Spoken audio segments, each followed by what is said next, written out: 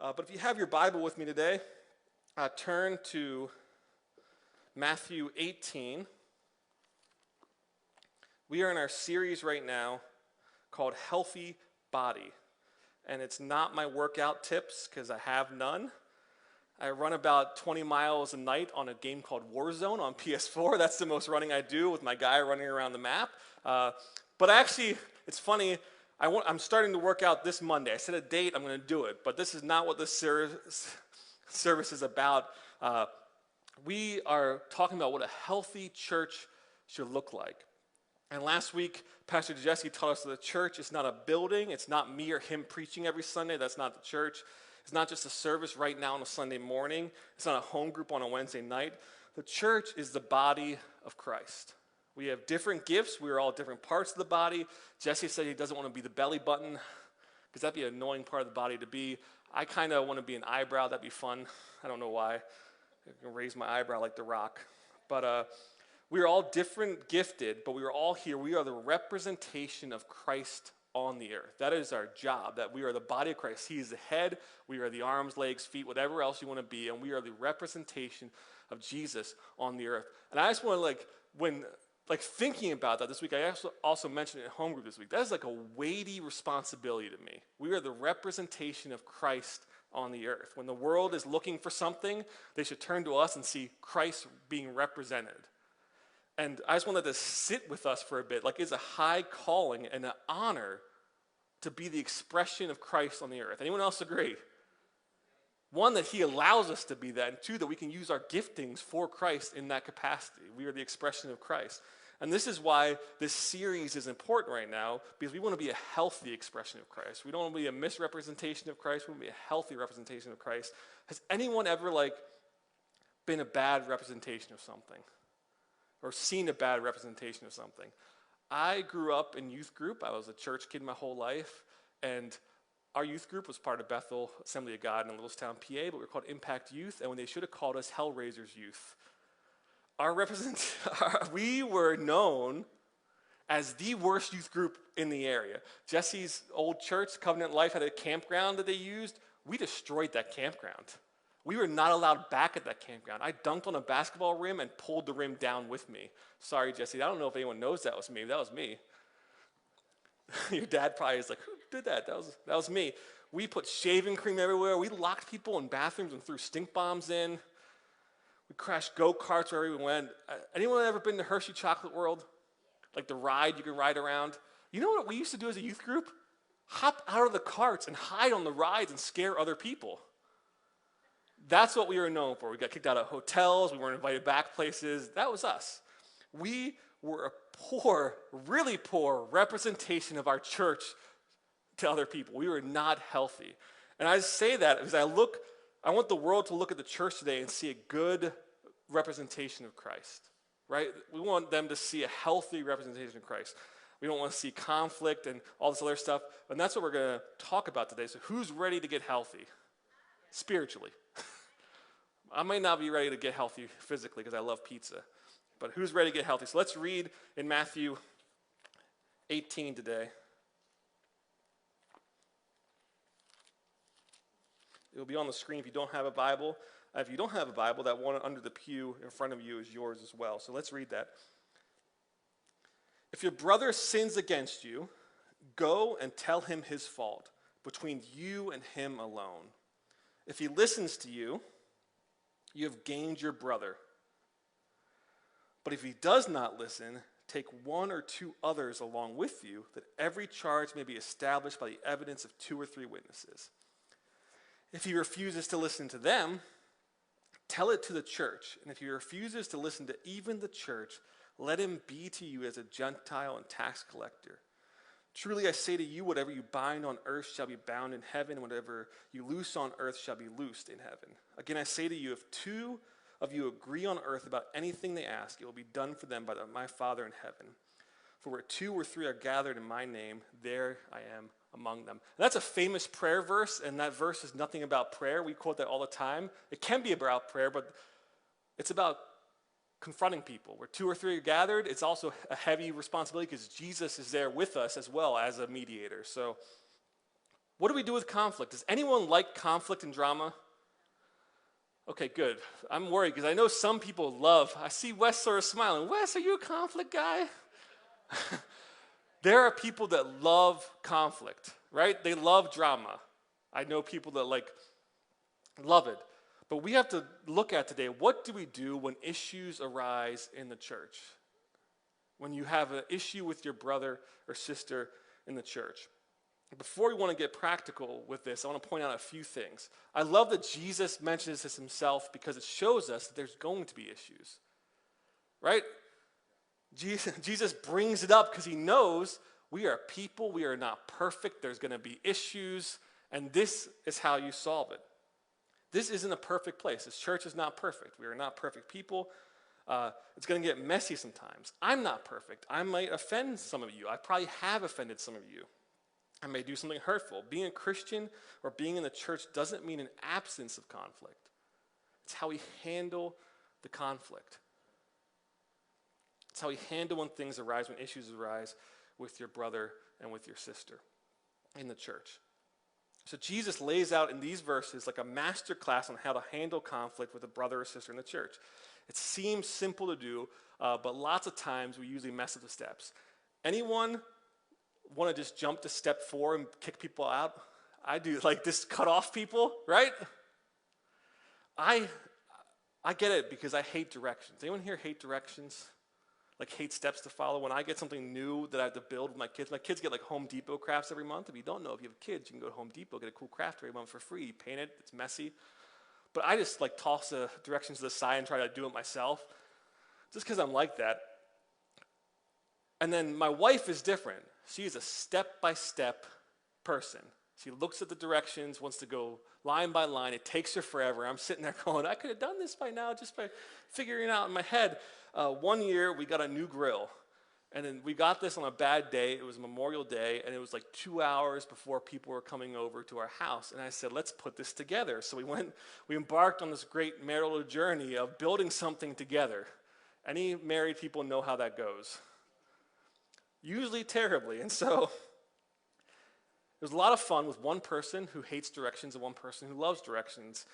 And since some steps were missed by me, I put a piece on wrong in the beginning that compromised the whole grill by the end of it. Anyone ever been there with something? Lots of conflicts that day. I did not follow the steps and I messed something up and I had to go back, take everything back apart and fix that piece and then put everything back together. I'm saying that today because that could happen with these words of Jesus as well. Many times we don't go in order. Like I said, we pick and choose the way we want to do this. We've done that last step to a lot of people, right, where we just ban them and don't talk to them anymore. Some of you don't do any steps and try to figure it out on your own, right? We don't listen to what Jesus is saying here. And I'm urging today for myself and for others that we follow these steps. When Jesse gave me this message to preach, I didn't get to pick this. This was handed to me because Jesse figured out the sermon series. Bless you, Millie. You don't have to say bless you yourself. We'll say, well, bless you. Yeah. But Jesse gave me this, and I was like, I started squirming a bit because if people know me by now, I'm a peacemaker. If anyone knows the Enneagram number, come talk to me. If you don't, I'll find yours out. But I'm a 9 on the Enneagram. I love it. I'm a peacemaker. And that's not like I like to make peace with other people. I like to keep my personal peace as well. So conflict is really, addressing issues is really hard for me. Anyone else like me? It is really hard for me to go to someone when I have a problem because I'm afraid of what's going to happen. So I'm the type of person, I just patch things over. I'm just not going to say anything about it. And luckily, for some reason, I'm the type of guy who can let things go really easily. So you have to really offend me for me to patch it up and hold a grudge against you, because usually I forget about it in the next few days and it's gone. But we are not to patch conflict over. As Christians, we are called to address conflict. Jesus shows us right here, this is how you do this. When a brother or sister sins against you, this is how you do it. The church for so long has not wanted to address issues because we're just afraid to what people think about us. We're afraid of what other people are going to say to us when we come up to them. But I want to encourage us today, follow these steps in order. That's why Jesus gave them to us in order. So step 1, everyone ready? If you're writing, you don't have to because it's in the Bible and nice steps for you. Meet with the person face to face, one-on-one, not on Facebook, not on text messages. Address the issue in person with that person. Why? Has anyone texted someone something nice and this person thinks you texted them something mean? We can't read text. If I say okay to my wife with like 3 dots, she thinks I'm like mad at her. No, that's just how I write okay. In face, person to person. And this is true for me because lots of times Jesse, when I have like an issue I bring to him, Jesse's like, did you call the person? I'm like, I texted him. Because I know, like, he knows what I'm supposed to do. And I'm like, I texted him. And he's like, did you call the person? Things get handled easier over phone. I'm like, dang it, Jesse. Why are you here in this office with me today? And this is the hardest step, right? This is the step that most of us can't take. Finding the person, calling the person, meeting with the person one-on-one, saying, hey, I have this issue. Believe me, when I read this step, I get all squirmy, right? I do not want to do this.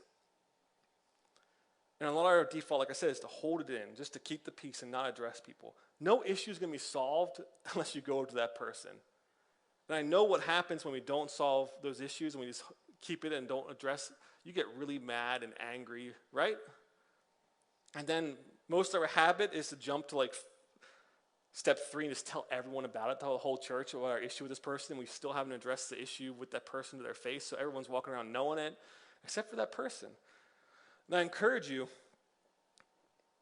go to them, meet with them. Win a lot of arguments and solve a lot of conflicts in the shower talking to myself. Anyone like that? Like I can argue out of nice JR. I can argue out of anything when I'm by myself. And then when I meet with the person, I'm like, anyone like that? I win a lot of fights in the shower, just slugging people and solving issues, solving world problems in the shower. But when it comes to it, meeting face to face is a scary thing. And right now, if you were to meet with me and Jesse in the office and say I have an issue with someone, and I've seen this firsthand, the first thing me and him are going to say to you is, did you talk to that person? That's our first response out of our mouth, and that's always going to be our first response out of our mouth is, have you addressed it with that person? Like I said, I know this for real because I've brought up issues to Jesse about people, and he said, have you talked to that person? I'm like, no. So it's a real thing. Talk to the people. Meet with that person. The majority of the time, a face-to-face conversation with the person will solve the issue. And I can say that for real in our life. Jesse gave me this great example. I didn't have any examples because I don't like to think about conflict, but when I first moved to Scranton, I lived with Jesse and Ashley in their attic. Hot up there.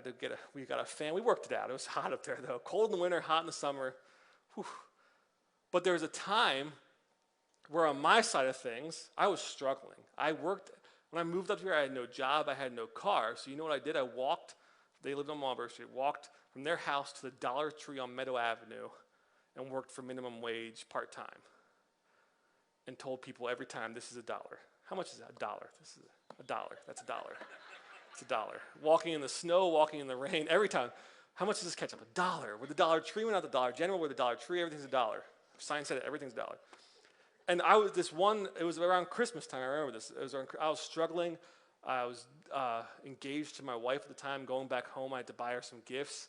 And I sort of messed up my bank account, right? Anyone been there?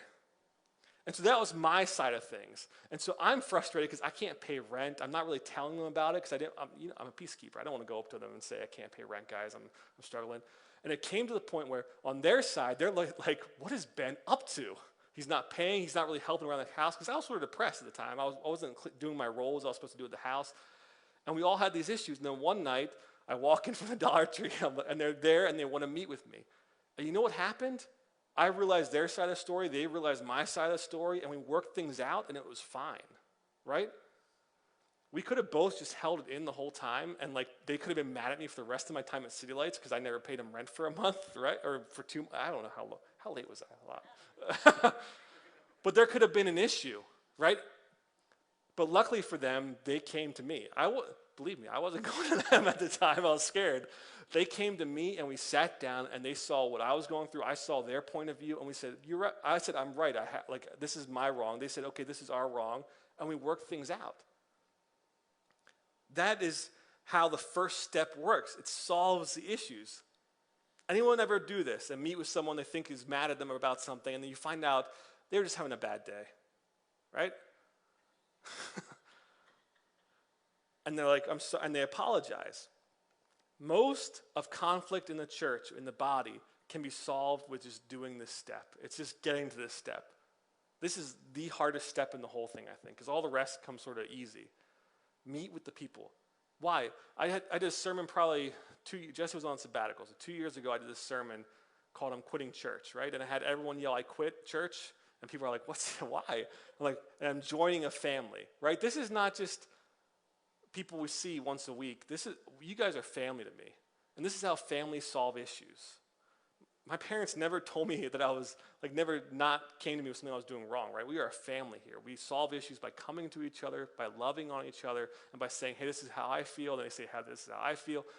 And then we can move on. Step one would solve a lot of issues in the church. So I encourage you today, if you are stuck not knowing what to do, if you are offended, start with this step. As hard as it can be, don't text, call, face to face. Don't tell anyone else about it either.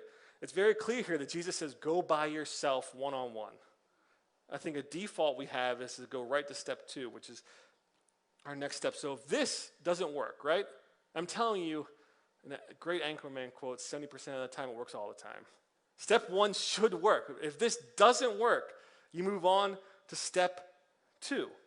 Go back with that person, but bring witnesses with you, right?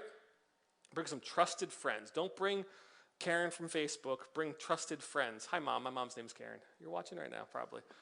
Don't bring trusted Christian, it says 2 or 3, not a whole group, and they're the only ones that are supposed to know about this.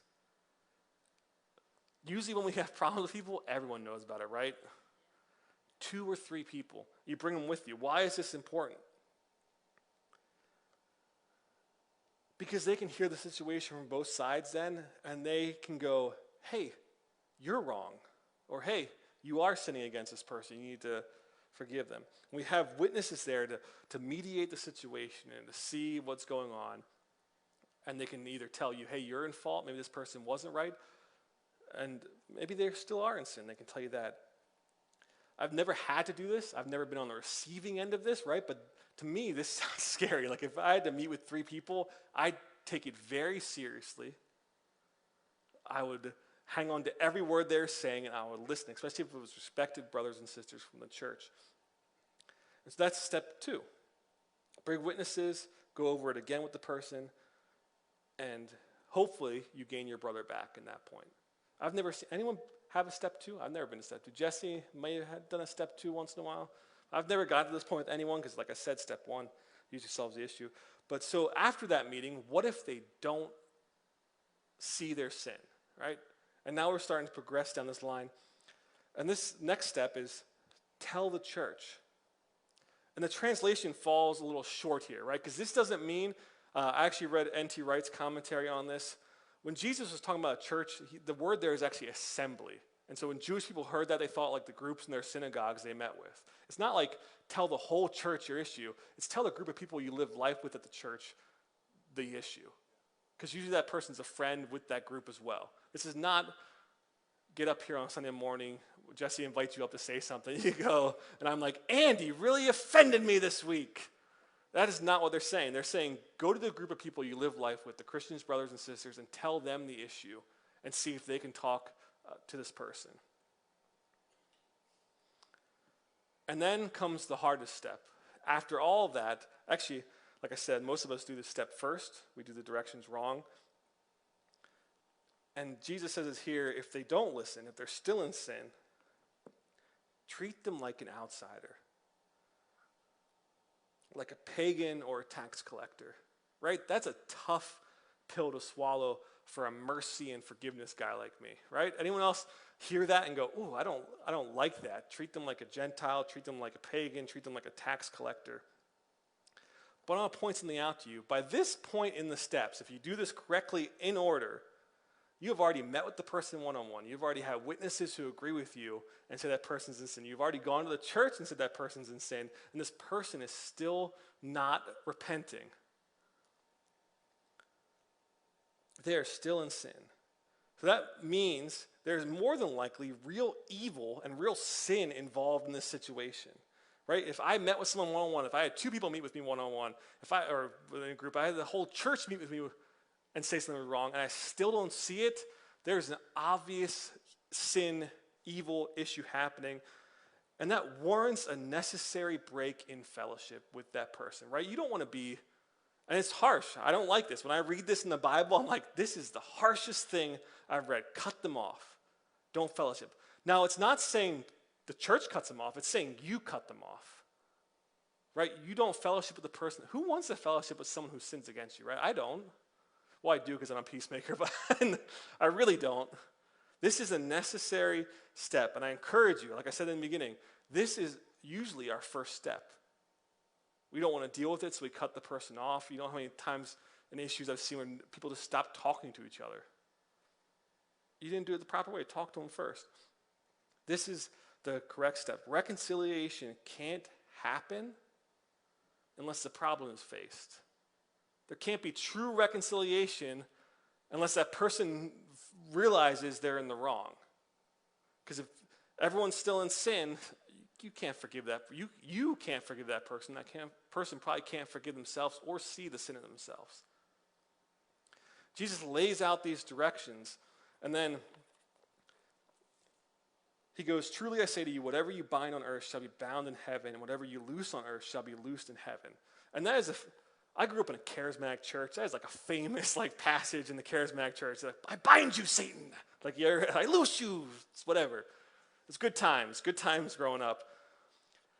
The actual closest translation they think to these verses is whatever you bind on earth has been bound in heaven, and whatever you loose on earth has been loosed in heaven. And what most translators think that means is we are to follow Christ. Whatever, and we pray that Lord's Prayer, your will as it is on earth as it is in heaven.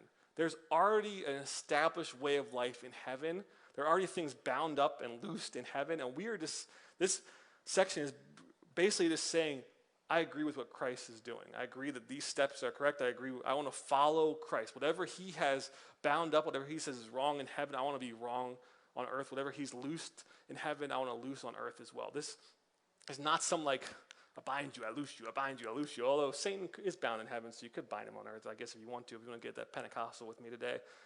But this is basically just saying, follow in steps with heaven.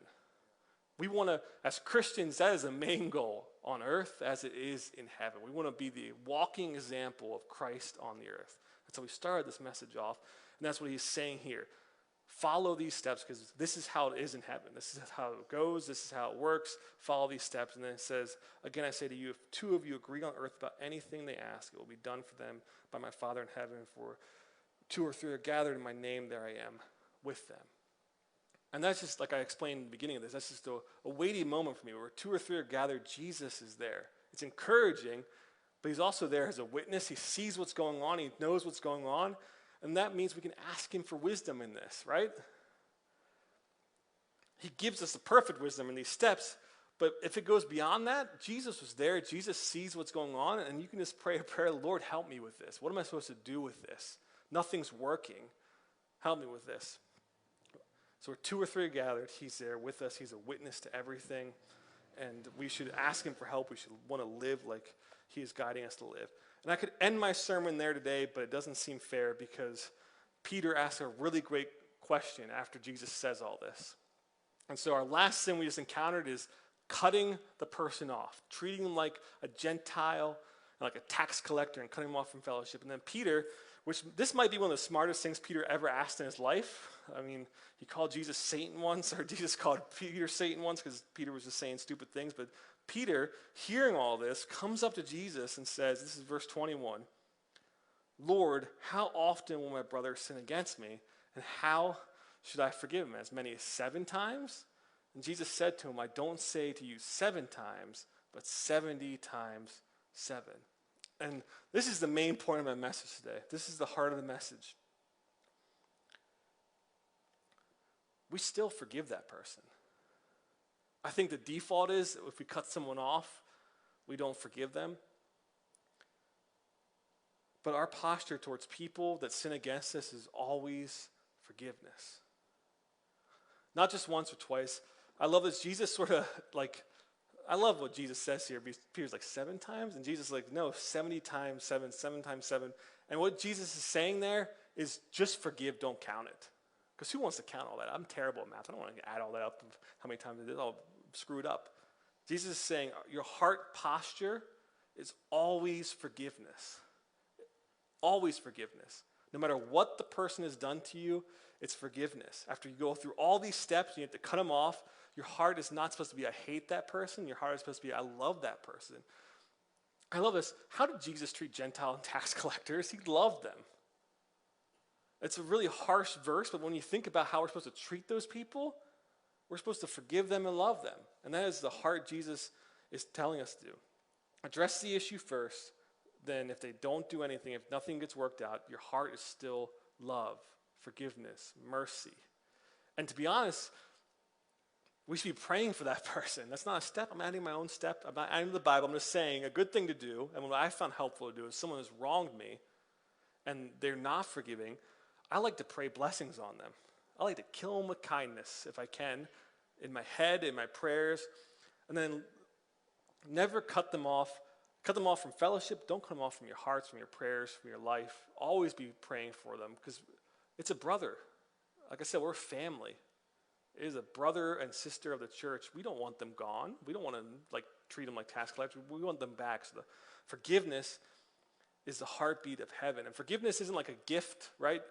Forgiveness is like, N.T. Wright explained this in his commentary. I love this. It's like breathing in and out. You breathe out forgiveness, but if you don't breathe out forgiveness, you're holding your breath and you don't receive any forgiveness.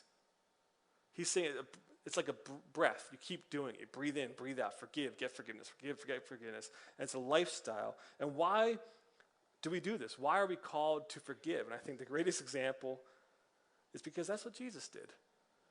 Simple. What did Jesus do? Forgive. Hanging on the cross, being murdered for crimes you didn't commit, right? On that cross, bloody, beaten, with a crown of thorns, naked, shamed, Jesus looks out at the crowd and says, Father, forgive them. That is one of the greatest acts of a human and God as well that I've ever seen. Who among us would be hanging on a cross, wrongfully accused, and look out at the people that mobbed you and wanted you dead and yelled, crucify you, and look out and say, I'm going to forgive them? Who would do that here? Not me. I'd say, Father, bring down every angel you have and let's cut off some heads. But Jesus, a lamb led to slaughter, no sin, no spots, no blame, looks out on the people who hung him there and shows what? Forgiveness. And that is the heartbeat of heaven, is forgiveness. And I encourage you today, so many times we think the heartbeat of heaven is like shame and fear and anger. We see on the cross the moment Jesus has the very right to be upset, right? That is the culmination. He's being murdered for something he didn't do. The very moment, and instead of bringing fear, instead of bringing anger, he brings forgiveness. And that is our challenge today, is to be like Christ and show forgiveness. Meet with people. Talk with people. If they don't listen, forgive them. Forgive them. We are an example of the body of Christ right here in Scranton. I want Scranton to look at City Lights Church and say, why does it seem like they're happier there? Why does it seem like they're doing stuff different there? Why does it seem like they're nice to people there? Why does it seem like they love people there? Because we want to be a healthy body. We want to shine in Scranton so that they can look at us and say, we want what they have. We want this Jesus. We want this guy that forgives people even though they've been wronged. Worship team, if you want to come forward.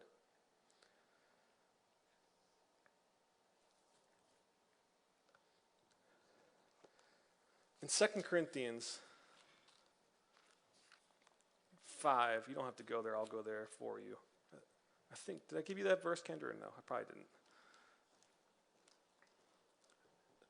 2 Corinthians 5, Paul's talking. It's a great, if you want to read the whole thing, it's a great thing. But he talks about the ministry of reconciliation. And starting in verse 16, it says, "From now on, therefore, we regard no one according to the flesh. Even though we once regarded Christ according to the flesh, we regard him thus no longer. Therefore, if anyone is in Christ, he's a new creation. The old has passed away. Behold, the new has come. All this is from God, who through Christ reconciled us to himself and gave us, all of us, the ministry of reconciliation." That is our call today, to be reconcilers. Our call today is not to be afraid of issues, but to reconcile those issues. I want to encourage you today as we go into worship, if you guys want to stand with me and with us, I'm going to issue a challenge today. Today, if you are here and you have an issue with someone that you've been holding in for a while, in this church particularly, and these steps also work in family life and work life. You can follow these steps anywhere, but we're talking about a healthy body today. If you have an issue with someone in this church, or maybe they left the church and you're still holding on to something they've done to you, I encourage you this week, call them and set up a meeting with them. This is a challenge. And then also forgive the person. Have a heart of forgiveness towards that person. And then I think one of the bigger ones is accept God's forgiveness for yourself, right? His heart's cry was, "Father, forgive them." I want to walk and breathe in that forgiveness of God. I don't want to walk around in shame and fear and thinking God's mad at me. I want to walk around knowing that he's forgiven me, and because of that, I live my life differently. And I become a minister of reconciliation on the earth. We're going to go into this last song called "Build My Life," and I encourage you, just if you have in mind a person, pray for that person. Think about that person. Go on your phone and remind yourself to send a text or call that person and say, "Let's meet up."